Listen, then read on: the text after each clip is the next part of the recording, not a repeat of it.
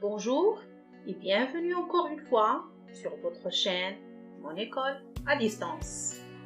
Aujourd'hui, nous allons voir une nouvelle leçon fondamentale en français. C'est le présent de l'indicatif. La première partie concernant le présent de l'indicatif des verbes du premier groupe.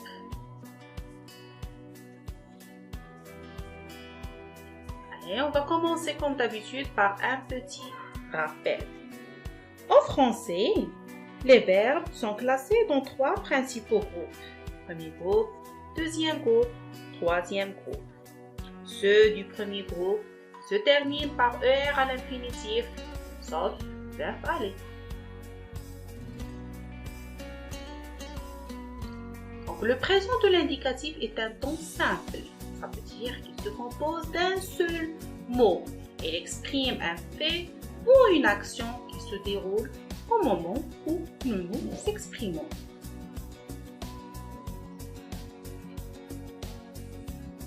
Le présent de l'indicatif peut exprimer une action en train de se réaliser. Par exemple, en ce moment, je range mes affaires. Qu'est-ce que je fais en ce moment? Maintenant, je suis en train de ranger mes affaires. Donc, c'est une action qui est en train de se réaliser. Une action habituelle. Maman me lit une histoire tous les soirs. Maman me lit une histoire chaque soir. Donc, c'est une action qui est habituelle.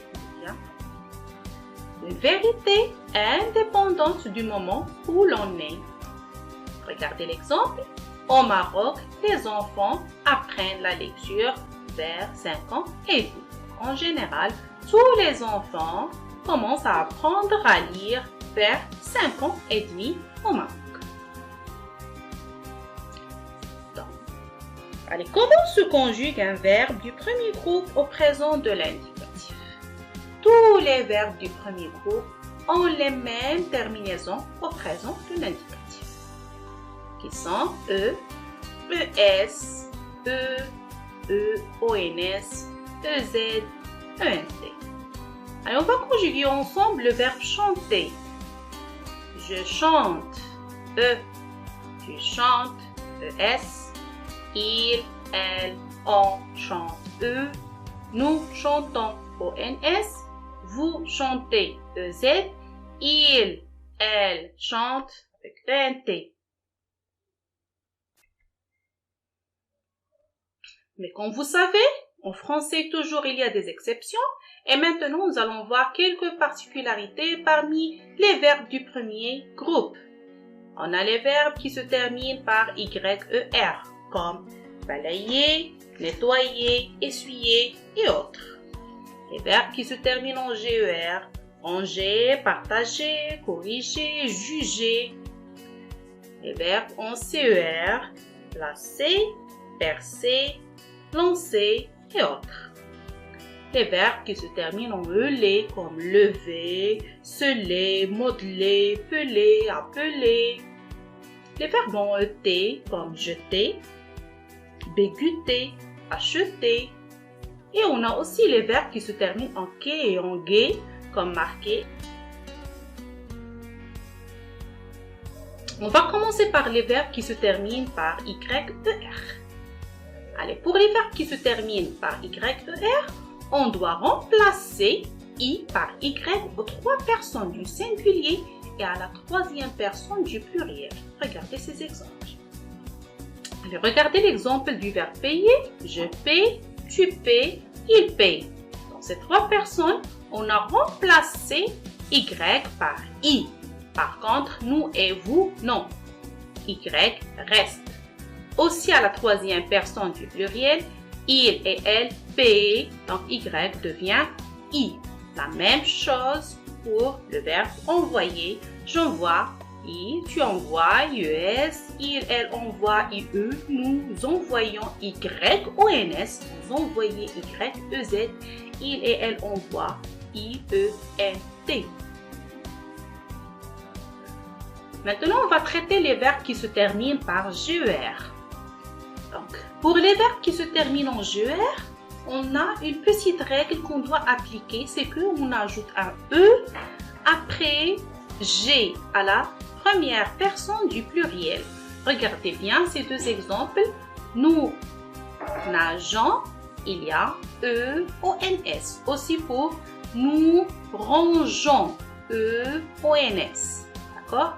Parce que si on n'a pas ajouté E, ça va se prononcer nous rangeons et c'est pas évident. Passons au verbe qui se termine en CER. La lettre C devient cécédile à la première personne du pluriel.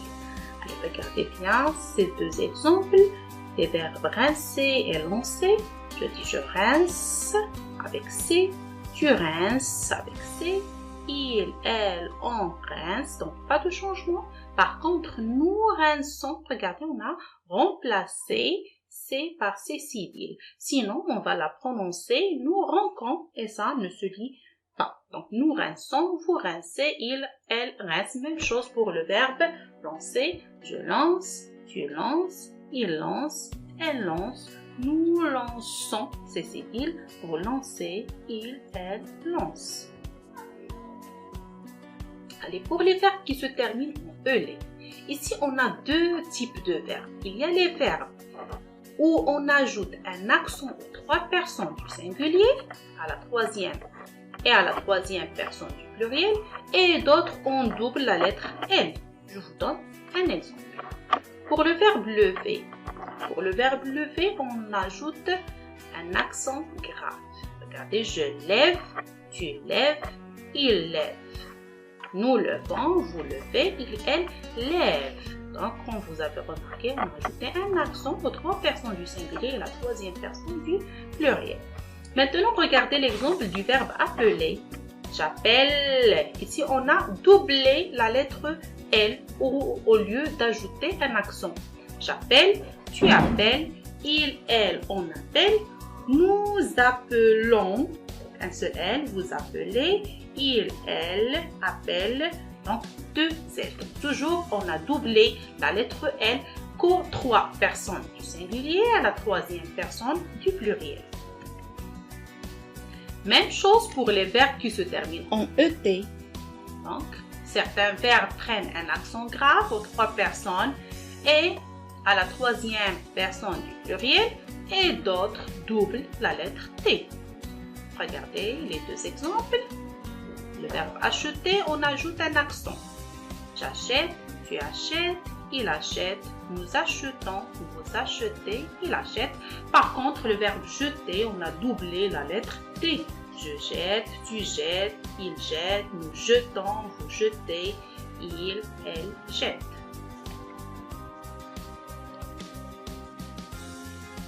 Allez, pour les verbes qui se terminent en « que » et en « gue ». Toujours, il faut garder la lettre U après que l'on et que. Le verbe marquer, je marque, tu marques, il marque, nous marquons, vous marquez, il marque. Et le verbe fatiguer, je fatigue, tu fatigues, il fatigue, nous fatiguons, vous fatiguez, il fatigue. Donc, il faut faire attention qu'on ne doit pas supprimer le U, mais on doit le garder. Récapitule. Je retiens. Au présent de l'indicatif, les verbes du premier groupe ont les mêmes terminaisons E, ES, E, ONS, EZ, ENT. Le présent de l'indicatif exprime une action en train de se réaliser, une action habituelle ou bien une vérité générale. Mais il faut faire attention. La terminaison de certains verbes au présent est muette, mais il faut faire attention à l'écrit. Exemple, les verbes je salue. Regardez, est-ce que vous entendez un E à la fin? Je salue. Non, mais il faut faire attention à l'écrit. Vous ne devez pas oublier les terminaisons. Mais même chose pour le verbe jouer. Tu joues. Tu joues, donc il y a un ES à la fin à l'écrit qu'il faut là écrire. Avant de conjuguer le verbe, il faut bien réfléchir à quelle groupe et la partie. Au revoir et à bientôt!